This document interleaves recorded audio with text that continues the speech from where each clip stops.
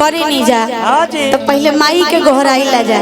आ नेहा निष्ठा जी गौनी है तो कहनी है कि भक्ति गाई तर वो लोग कहते ना। अरे महाराज जी लोग माई ले प्यार नहीं खे, माई ले प्यार नहीं खे, कौस के कहो माई ले प्यार नहीं खे। ई कौन स्टाइल हो राम खिलौना माई से प्यार नहीं करता रहा। बहुत आगे जाइबा तू, बहुत आगे जाइए, बहुत आगे जाइबा। तारा माई से प्यार नहीं खे। एक बार हम चाह जेकरा के माई दुगो सुनर सुनर हाथ देले बड़ी सभी लोग एक बार हाथवा उठा ली। दोनों हाथ उठा के आ जेकरा के नहीं देले और हाथ में इतना ना खुजली होई ना कि सुबह खाना खाए में सोचे के पड़ी, सुबह सुबह बहुत कुछ करे में सोचे के पड़ी। दोनों हाथ उठा, सभी लोग हाथ उठाई, उठाओले रहो स्टेज पर।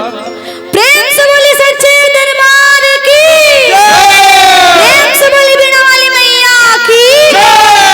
क्या बात, असही माई से प्यार करे के चाहिए, माई खातिर जयकारा लगावे के चाहिए। कहे के बा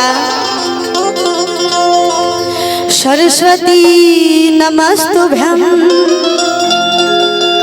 ददबे